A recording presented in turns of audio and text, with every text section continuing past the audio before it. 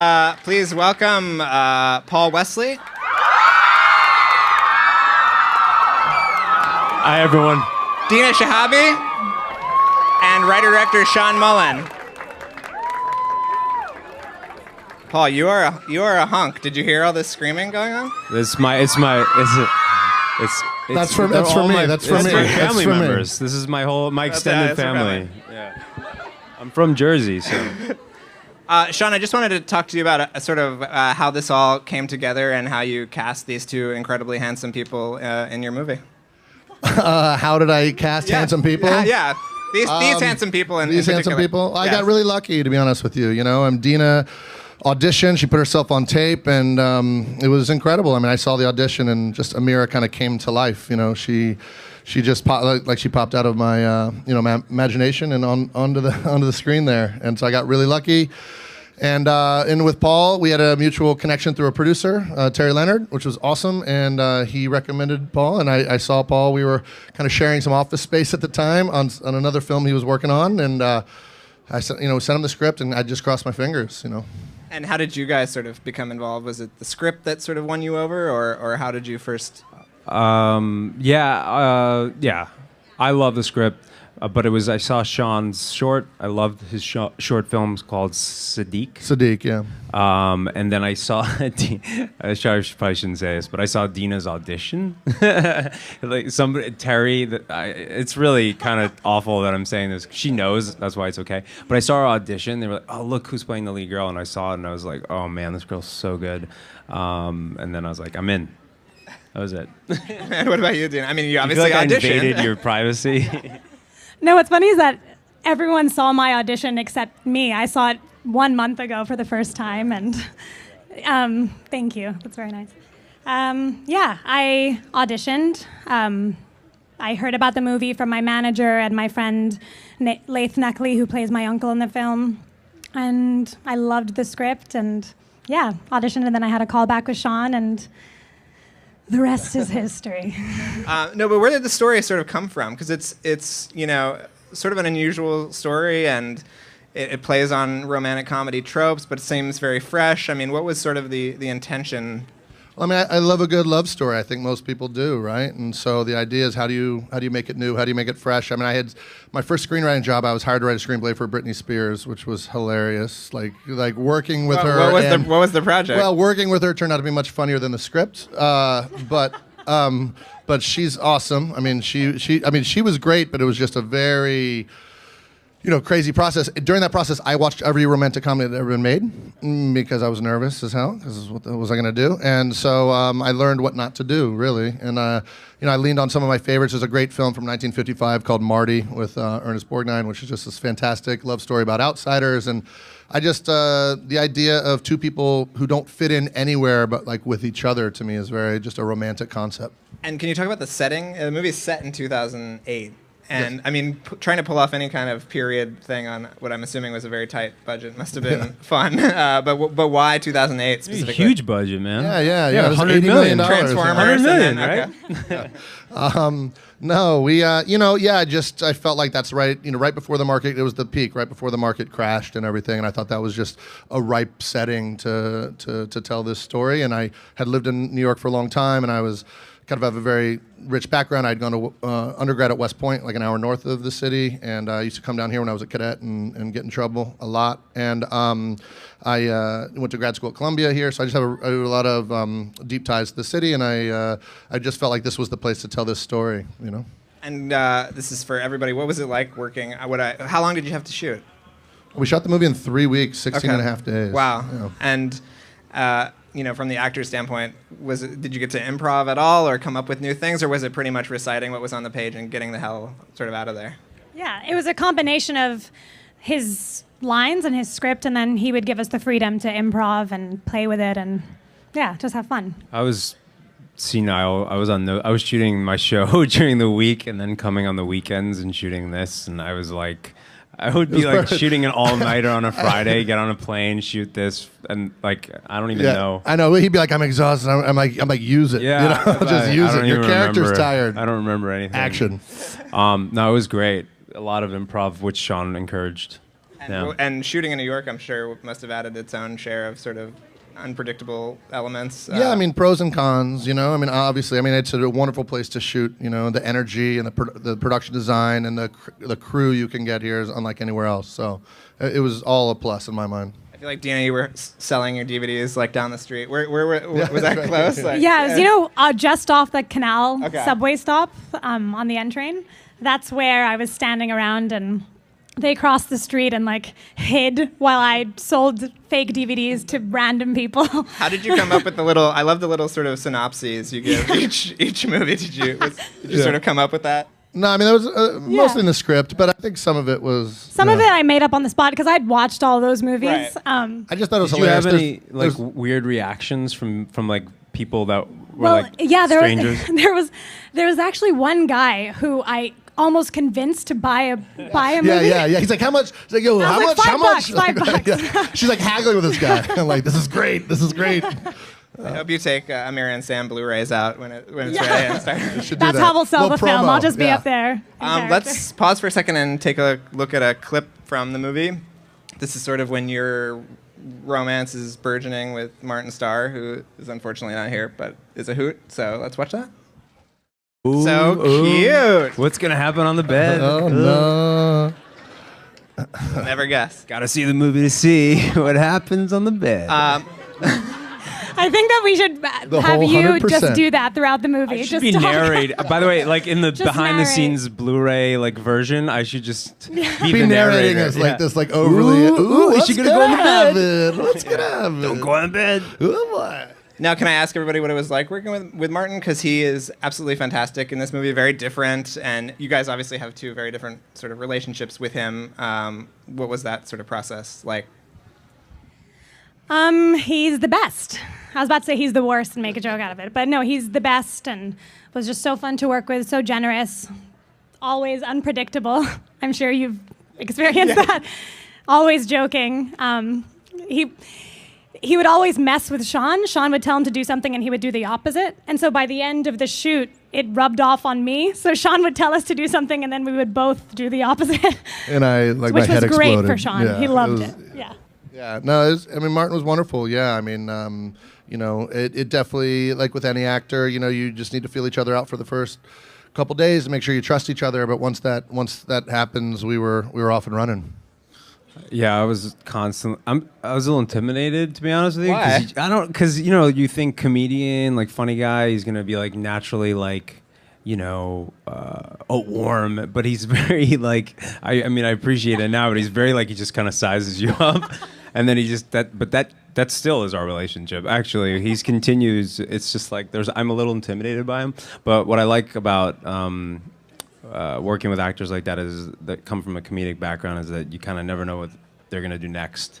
It's unpredictable, so your reaction is always spontaneous and always new and always fresh, because it's never really premeditated, which is, you know, sometimes the case with certain people that are just not that interesting. Right.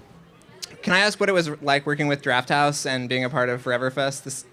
You were at Forever Fest this past year. Yeah, it was incredible. I mean, they're just, you know, top tier, you know, distributors for independent film. They really, you know, once we had their stamp of approval, that was really the moment where I felt like, okay, we're in the right place. And you know, I couldn't have been happy as a filmmaker.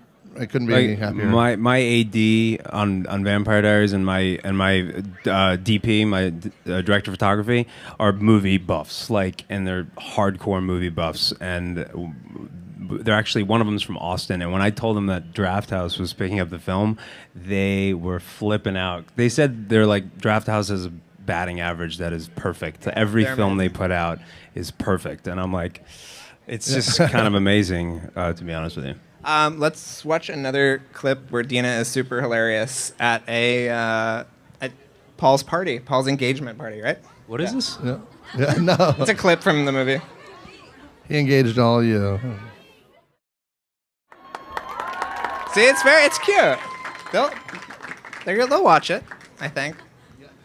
Can you talk about sort of things that maybe didn't make it into the movie that you wish were still there, or was pretty much everything shot? Oh, like all of Paul's nude scenes? We talked about that earlier. Yeah. I was ready to go, man. Full frontal. I was. No, I mean, we didn't have sorry. enough. We didn't have enough.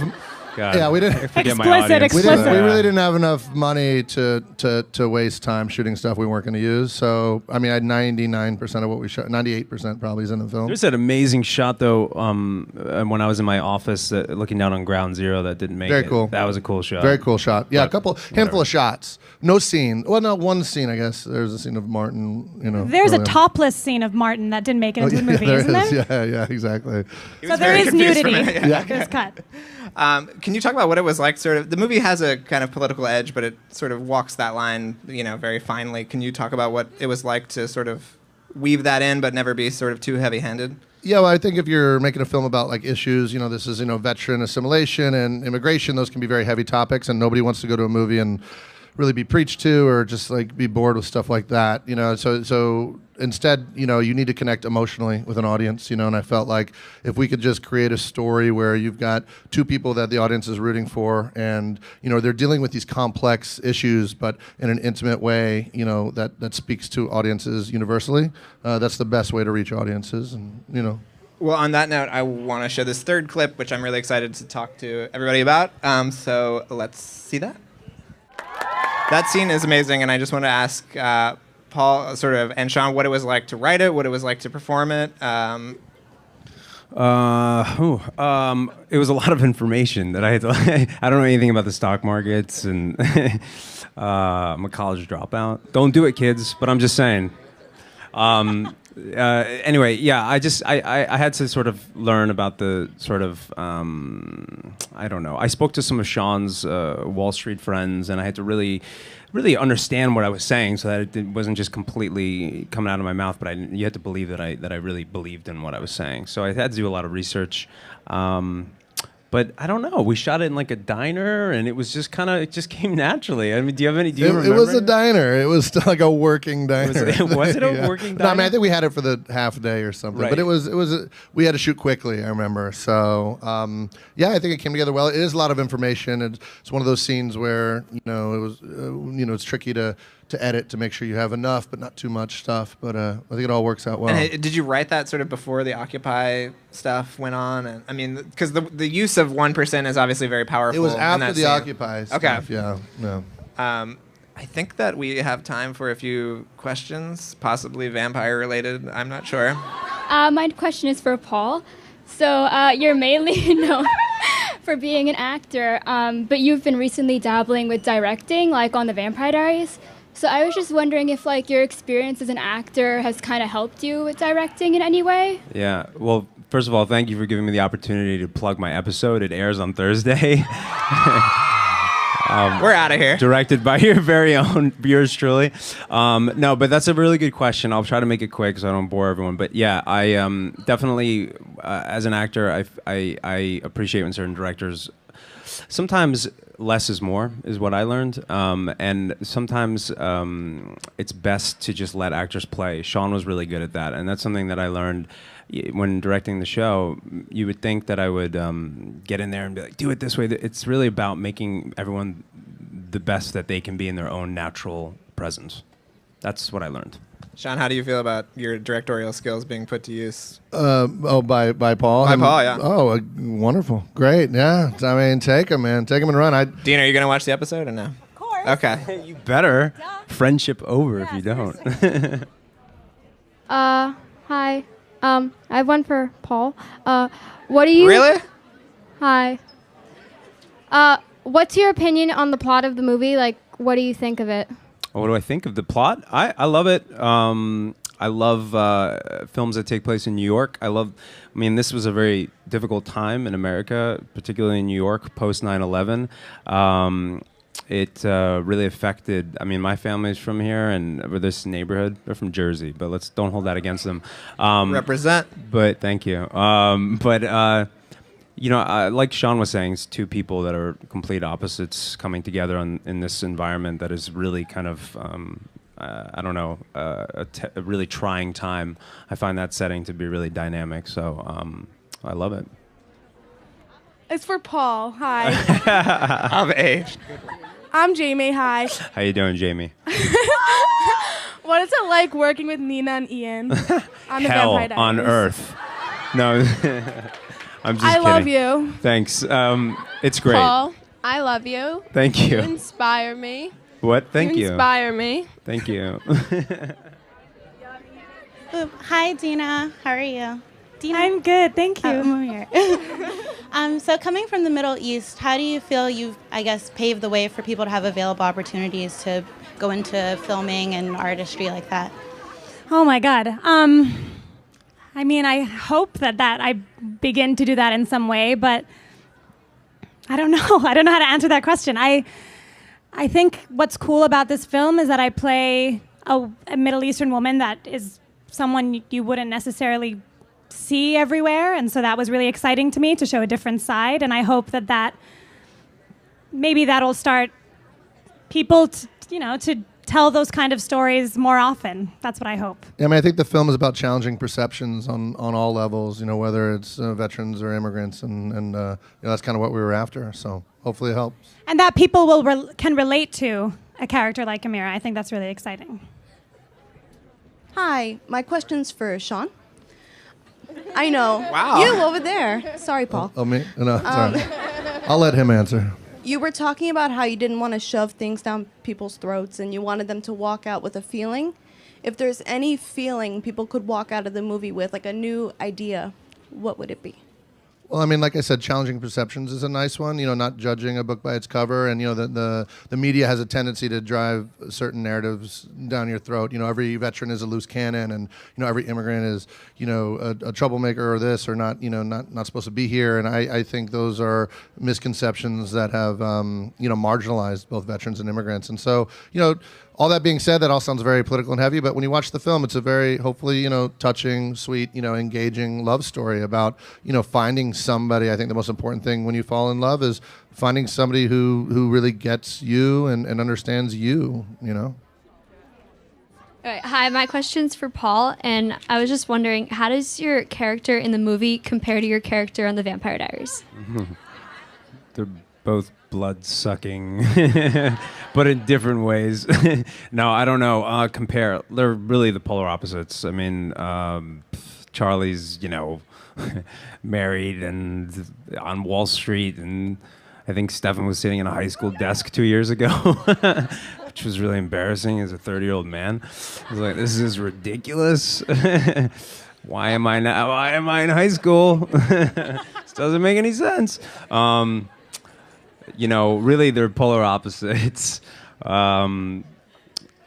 is why I really, love them both for their own, reasons. So thanks for asking. Hi guys, hi Paul. Dzień dobry. Hi. Dobry wieczór. Dzień dobry.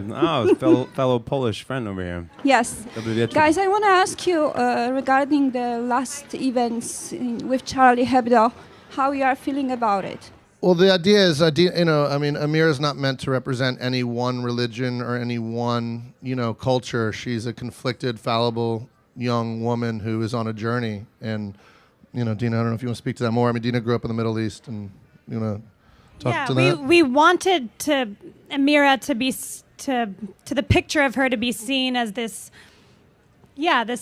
someone's torn between two cultures. So it's a heightened. The way she's dressed is a heightened way of expressing that. And what happened in Paris is horrendous and is absolutely horrible. And every artist should have the power to express themselves. And so that's how we feel. Yeah, I mean, about free it, speech guess. is the fundamental, right of humanity, hopefully, So we're all on the same team there. Hi, my name is Marita. I have a question for all of you in general. First of all, I think that statement was fantastic. Because we're from New York City. So, everybody comes here for an opportunity. So I think that's amazing. My question is regarding the production process. In terms of editing, I'm just curious as to what system you guys used and if other people played a part in it. Like if you guys may have played a part in the editing process, just out of curiosity. I mean, Paul cut the movie on his laptop, right? No. Did you use iMovie? Apple. No, we did cut on a Mac. Yeah, Final Cut. If that's a plug, it's on sale downstairs. You can get it now. We show. I don't know. I mean, editing is. Yeah, I mean, Our editor, Julian Robinson, a fantastic editor out in Los Angeles. He, really, I don't know, the process was, it was pretty, we didn't have much room for error in the editing. So I'd say a majority of the shots I shot very deliberately. The film is very deliberately set up. There's one take that whole bed thing is a 7-minute take with no cuts. And so we didn't, I was very, everything I shot, I tried to use a majority of it. So not much ended up on the cutting room floor, if that helps. Sean, what were your influences chiefly? I mean, influences. I would say. I mean, so just story-wise. I mean, a great love stories. Like I said, Marty before. The original version of Rocky. If you look at Rocky and Adrian, they're two outsiders that nobody really gets, and they kind of get forced together. Stuff like that. I mean, there was an Irish film from a few years ago called Once, which is a beautiful love story. I don't know if you guys have seen that, and it's a good one, right? That's my fan club, Paul. Watch out. So yeah, and there's a, I don't know, then like for Paul's storyline, there's a great film called On the Waterfront, which you guys weren't born, but there's a great storyline where Marlon Brando's character is kind of used by his brother, and so the name and his brother, Marlon Brando's brother's name, and that is Charlie, so that's where his name comes from, On the Waterfront. So yeah, I don't know, a lot of in Manhattan, Woody Allen, there's shot by the bridge. I mean, I stole that. I mean, that's just a stolen shot. That's an blatant homage. Homage. Yes, I'm going to call it that instead of a theft. And then, then my favorite film of all time is a 1959 Russian film called Ballad of a Soldier. And if you guys love a good love story, it's highly recommended. It's a beautiful, beautiful story about this really kind of moral soldier in the Russian war who falls for a girl and is tested.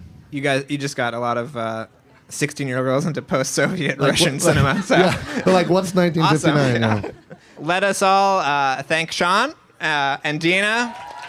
And you know this guy, Paul. Thanks, guys. So Shriek. Thank you guys for coming. Hey, thank you. Thank you guys so much. It's really wonderful. Amira and Sam. Our audition, they were like, "Oh, look who's playing the lead girl," and I saw it, and I was like, "Oh man, this girl's so good." And then I was like, "I'm in." That was it. And what about you, Dina? I mean, you obviously I auditioned. invaded your privacy. No, what's funny is that everyone saw my audition except me. I saw it 1 month ago for the first time, and thank you. That's very nice. I auditioned. I heard about the movie from my manager and my friend Laith Neckley, who plays my uncle in the film. And I loved the script, and auditioned, and then I had a call back with Sean, and the rest is history. No, but where did the story sort of come from? Because it's sort of an unusual story, and it plays on romantic comedy tropes, but it seems very fresh. I mean, what was sort of the intention?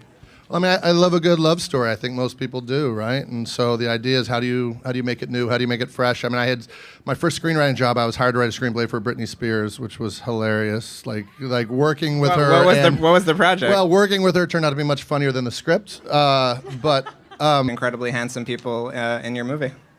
How did I cast handsome people? Yeah. These handsome people in these handsome people. I got really lucky, to be honest with you. I'm Dina.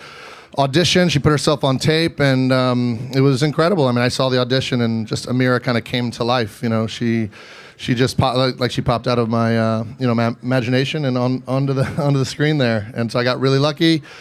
And with Paul, we had a mutual connection through a producer, Terry Leonard, which was awesome. And he recommended Paul, and I saw Paul. We were kind of sharing some office space at the time on another film he was working on, and I sent him the script, and I just crossed my fingers. And how did you guys sort of become involved? Was it the script that sort of won you over, or how did you first? I love the script, but I saw Sean's short. I loved his short films called Sadiq. Sadiq, yeah. And then I saw, I probably shouldn't say this, but I saw Dina's audition. Terry, it's really kind of awful that I'm saying this. She knows, that's why it's okay. But I saw. Please welcome Paul Wesley. Hi, everyone. Dina Shihabi and writer-director Sean Mullin. Paul, you are a hunk. Did you hear all this screaming going on? That's for me. That's for me. Family members. This is my extended family. Yeah. I'm from Jersey, so. Sean, I just wanted to talk to you about sort of how this all came together and how you cast these two